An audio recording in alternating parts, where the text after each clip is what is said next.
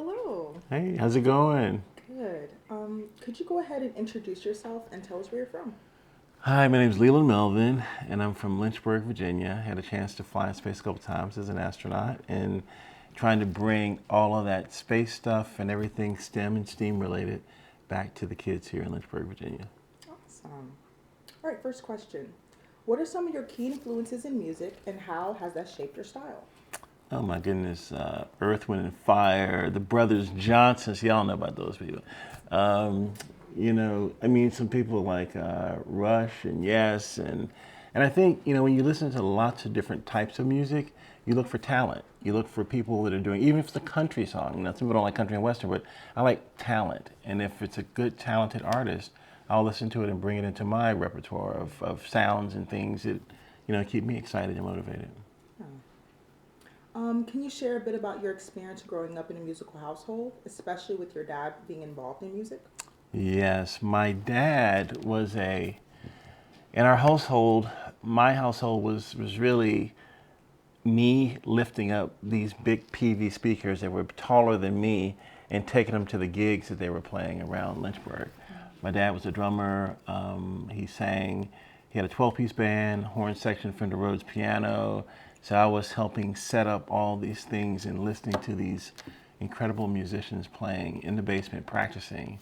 And then he had a three-piece band that they played at the top of the bank of the James, which was it was some club or something up there. But I was always around these people that were doing this just really cool, incredible music, and the conversations they had after, after playing and talking about how this influence kept them, motivated or inspired them at young ages to continue to play and do their craft.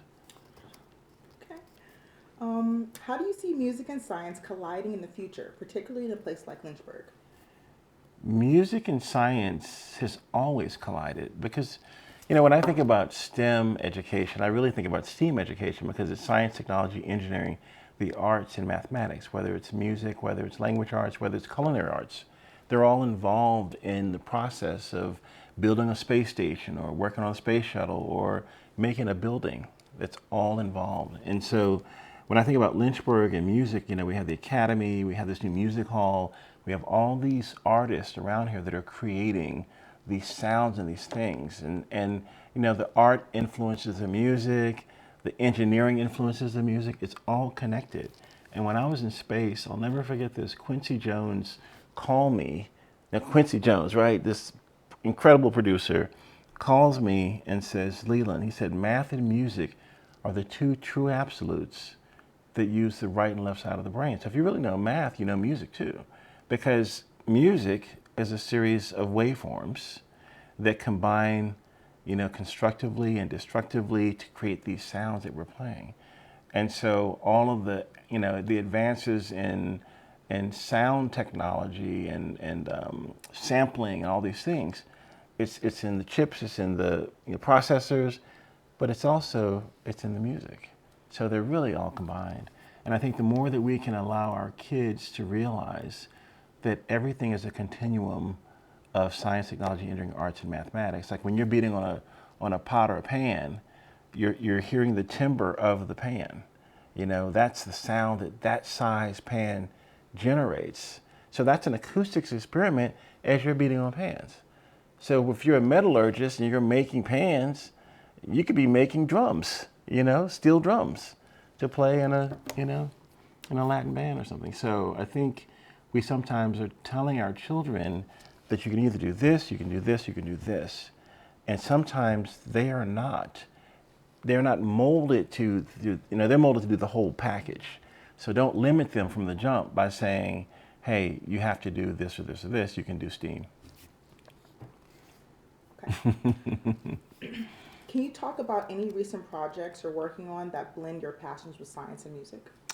Yeah, I think one of the things that I'm really passionate about right now is working with the Jubilee Family Development Center. Jubilee Family Development Center. Let me start over.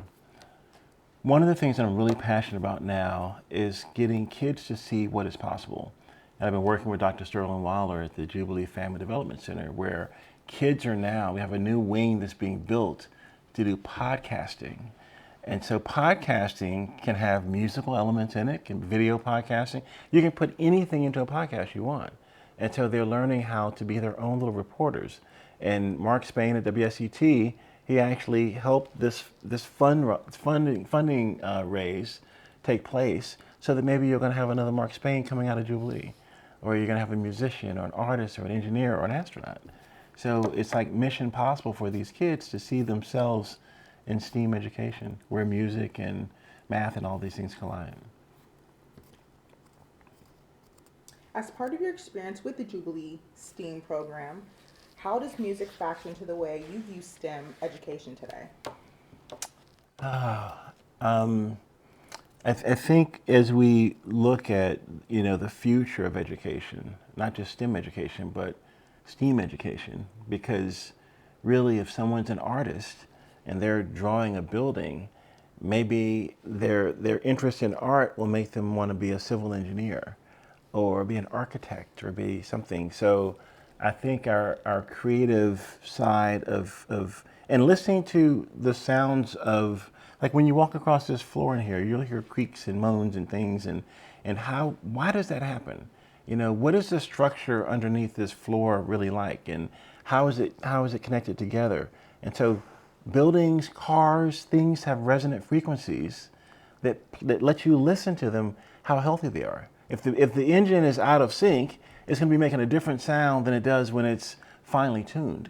And so that's music. That engine is playing its own music back to us to let us know that, hey, there's something wrong with me.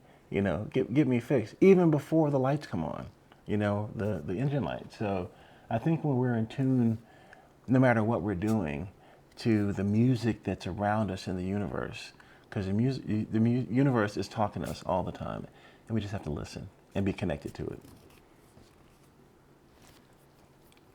How do you balance creativity in music with the logic structured approach required in STEM fields? Yeah, the logic, the logical discipline process approach to STEM fields. I think there's a logical, practical process approach to music. To you're playing your chords, rote memorization of the chords over and over and over, and you get it to the point where now you're playing jazz from those chords that you learned, that you're now improvising that process. And I think when we do engineering, sometimes we have to improvise on the fly. Like if we're in the space station and one of the fuel cells goes out, or the toilet stops working, or something happens, you've got to figure out how to make it work. And that's improvisation. Because if you don't have the procedures to tell you how to do that, you got to play some jazz on that thing and get it working again. And I think that's the power of music, is to let you see how you can play this song. I remember listening to Prince one time. He was playing Dorothy Parker live in a concert. Dorothy Parker was a waitress on the promenade. She worked the night shift. So anyway, and the lyrics were, I think he changed it to, she ate a pizza or something. And so when you listen to musicians play live, you may have heard them play many, many times, but they mix it up, they flip it up. And you're like, ooh, what was that? Oh, he changed it. And that's improvisation, that's jazz, that's figuring out on the fly how to make something work and make it beautiful. How did you first discover the connection between STEM and music in your career or research? Yeah, that's a great question. STEM and music for me, I think when I was in a physics class and the professor was talking about sound waves, and the different, and also sound waves and the electromagnetic spectrum for light, because it's all connected. So we were listening to these tones, and then you started listening to multiple tones and how they would combine and get louder, or they would cancel out. So, constructive interference, destructive interference. And when you go to your math class, you look at sine waves, you look at sine, cosine. Those are the waves that you're seeing, and then multiples of sines and cosines and things combine to give you the sound that you wanted. So if you know the math, like Quincy said, if you know the math, you really know the music. It's just how do you integrate them all together. And that gives you a higher level understanding of how to play when you know what the math is dictating what those sounds are. Okay. What challenges have you faced when trying to merge STEM concepts with music, and how did you overcome them? Yeah, I think the biggest challenge with merging STEM and music or the arts or whatever it is that people have tunnel vision, especially if it's an educator has a tunnel vision and saying, you can't do this and you can't do that at the same time.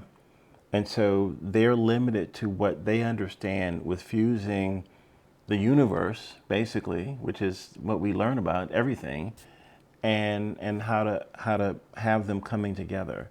And if that person doesn't know how to see them all working together, then maybe they should. I mean, they really should try to not say you can't, but how could you do this? So let's go from mission impossible to mission possible. I think it's really what we need. And sometimes educators can learn from the students because the student may figure it out and say, hey, I can do this. Oh, no, you can't do that because I've never been able to do that before. And so we should maybe learn from each other as to how we mix music and STEM and everything together into STEAM.